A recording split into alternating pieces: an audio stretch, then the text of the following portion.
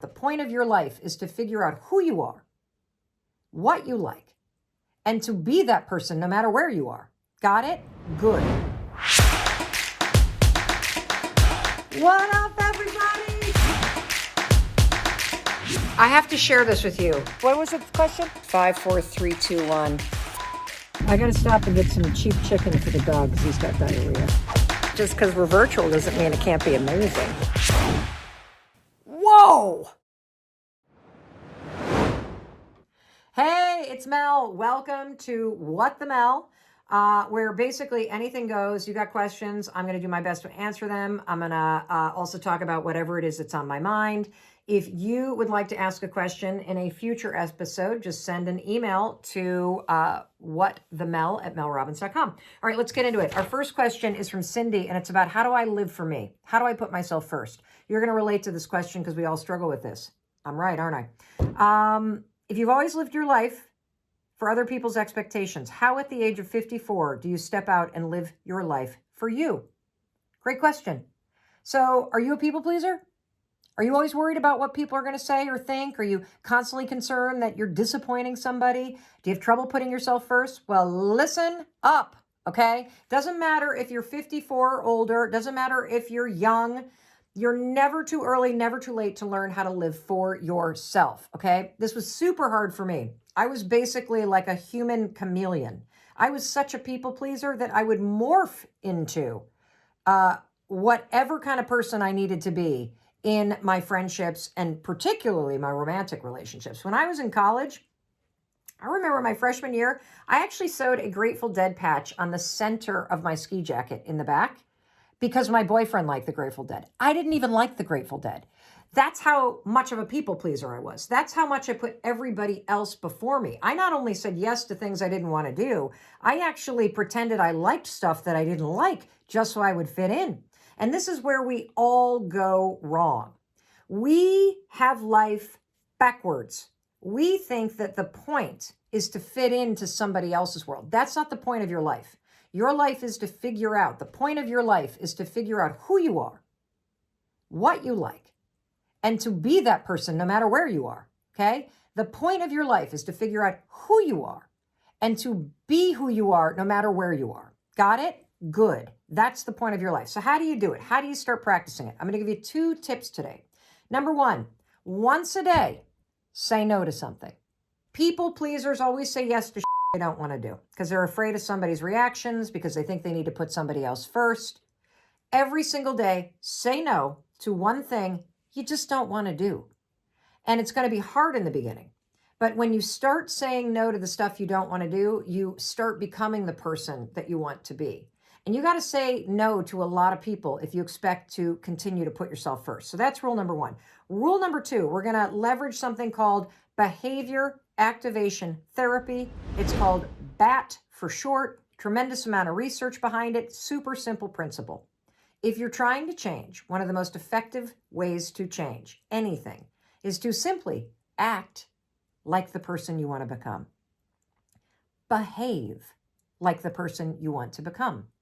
So if you're a people pleaser who puts themselves last, you need to wake up every day, and after you've said no to something, I want you to go through your day and act like a person who's not a people pleaser. Act like the person you want to become. And here's one final little trick. If you don't know how to do that, just pick somebody who you think is like that. And, who could you pick? Oh, I don't know. What about your friend Mel Robbins? Here's how you use this trick.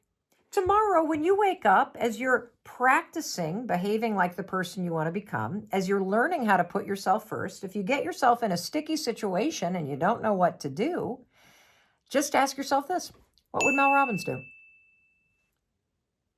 And act like me, because I do put myself first.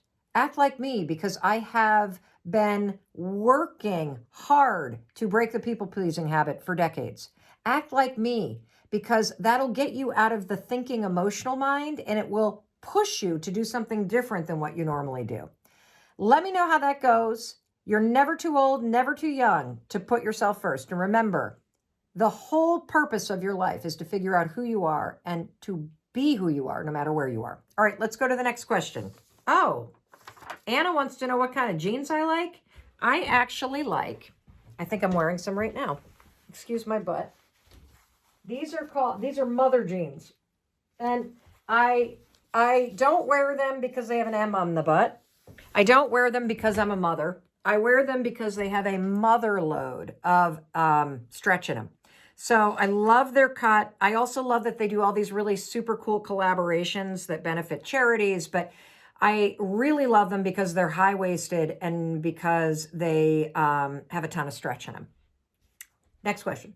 All right, so what do I eat for breakfast? I love that we're getting these sort of more personal questions. I typically have an Adderall and a cup of coffee. Just kidding. I have either a smoothie, and my smoothie is pretty simple because I know you're going to ask about it. I use like a plant-based protein powder. I usually put peanut butter in it. I usually put water or almond milk in it, frozen banana, spinach. I love athletic greens, a little magnesium. I put in this weird mushroom compound that is supposedly supposed to help with hot flashes. Not really making a difference right now. And I blend that sucker up. So either a smoothie or I typically will make scrambled eggs. But here's the thing about scrambled eggs that I don't like. You know how when you cook scrambled eggs, you get that sort of greasy face feeling? So this is going to be weird, but I only eat scrambled eggs on the mornings where I've exercised and I'm cooking eggs in my exercise gear. Because then I'm going to go take a shower and I can wash off the greasy face. But if I've exercised and now I'm dressed for work and I'm about to eat breakfast, then I make a smoothie because I don't want greasy face from the eggs. There is a method to my madness. I guarantee it. Final question. And this one's from Becca. So one of the things that I've struggled with over the course of the past year is how to come to terms with our new reality, our COVID reality, if you will. And no matter what your living situation is like, this pandemic has turned our lives upside down in the sense that we no longer have distinctions between certain aspects of our life, such as work, working out, socializing, since it's all happening under one roof and sometimes within one room. So I would love your advice about how can we not only accept this new reality, but how do we focus on our productivity and our happiness when every day feels like Groundhog Day? So Becca has said the $1 million question. How do you accept this new reality? And that word accept is the single most powerful word that I want you to hold on to whenever you're going through any kind of change that has been forced upon you. And look, there isn't a human being on the planet who didn't have their life turned upside down when the pandemic hit. The secret is when life goes upside down, having the emotional resilience and the self-awareness tools to make sure you don't go upside down with it. So how do you do that when the change is hitting you and you don't like the change? Well, as hard as it is, accepting that this is happening is one of the most powerful things that you can do. It's like surrendering to a situation that is outside of your control, because resisting what's happening, bitching about what's happening, complaining about what was happening, wishing it would be different, all of those are forms of resisting, pushing against something, not wanting it to happen. And when you resist something, it persists, it sticks around by talking and complaining and wishing that it were different and griping about the pandemic and I'm so done, blah, blah, blah, blah, blah. You make it bigger. And so a super powerful move is to accept the thing that has happened, because lowering your mental resistance creates an expanded level of room for you to then respond to what's happening, okay? And that's where the power is. It's in choosing how you're going to show up and choosing how you're going to respond to this thing. And so, number one, accept, stop resisting, stop bitching, just accept. Number two, there's this tool that has really helped me through the pandemic in particular.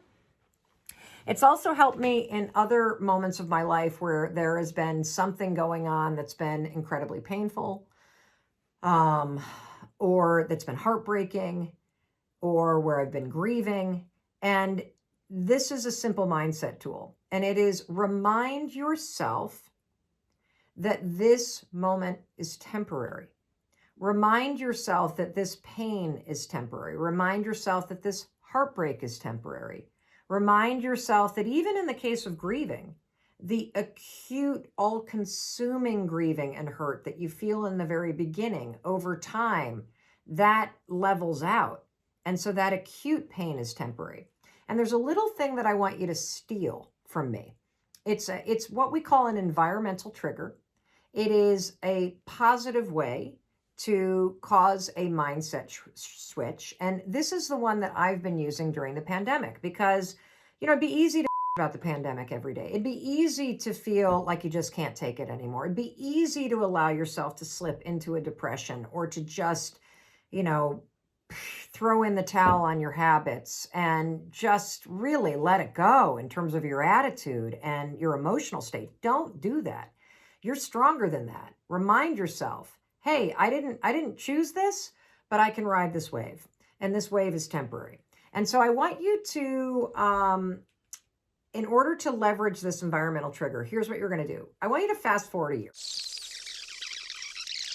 Okay, whatever it is that you're facing right now in your life, the divorce that just got announced, the pandemic that you're in the middle of, the grieving that you're feeling.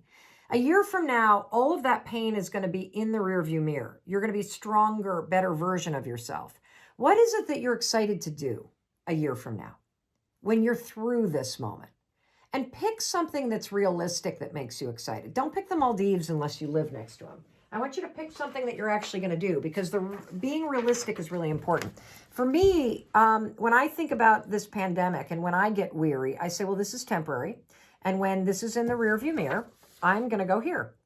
This is a image of the state park in Western Michigan where I grew up. There's the little lighthouse. We used to climb this stone kind of break wall all the way out to the end when I was little. And when it's really safe to travel and when my parents have gotten their vaccine, guess what? I'm going to go home to where I grew up in Western Michigan, and I'm going to go swim in Lake Michigan. And this hangs in my office. And all day long, I sort of glance at it. And when I glance at it, it's a subconscious reminder, a positive environmental trigger. It's something in the environment I'm working in that reminds me, oh yeah, this is temporary. And here's the final thing about going through a challenge. You've accepted it, so you've stopped resisting it. You're reminding yourself that it's temporary. You are putting an environmental trigger that cues you subconsciously that better days are ahead. And the final thing is, allow yourself to experience some joy right now. Because you're not going to remember the specifics of this moment in your time, but you're going to remember what it felt like. And even if you're suffering, even if you're going through an enormous challenge, a tremendous loss, even if you're afraid, you can still access joy.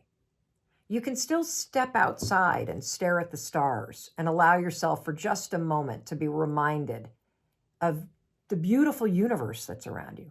You can turn on music and you can have a dance party in your kitchen, even if you're grieving. You can take time out of your day to take care of yourself. You can pull yourself into this moment and notice something that you really love. Like, look at these. You want to see something amazing? Look at these freaking roses. I bought these at the supermarket. Are they not extraordinary? Look at the pink and the green on the edges. Isn't that fabulous? That brings me so much. They don't smell like anything, but the sight of them brings me so much joy. And I can tap into that joy on demand when I want to, even when I'm going through a challenge, even when I'm grieving, even when I'm scared. And being able to tap into that joy on demand like that is what will help you build the resilience to stop resisting what's happening, to remind yourself that this is temporary, to print out some sort of environmental trigger, and to stop and smell the roses. All right. If you have anything you want me to discuss, anything at all, just email your questions to WHATthe MEL at melrobbins.com. I'd love it if you sent me a selfie video like this. Hey, Mel, this is what's going on. And you might see yourself in a future episode. If you got something out of this, share this with your friends. Please, please, please subscribe to our YouTube channel so that you don't miss an episode. We drop one of these every single week. And in case nobody else tells you today, let me be the one to tell you, I love you. I really do. And I believe in you and your ability to change your life for the better. And that's why I'm here. Mwah. That's why I do this. I love you. I'll see you later.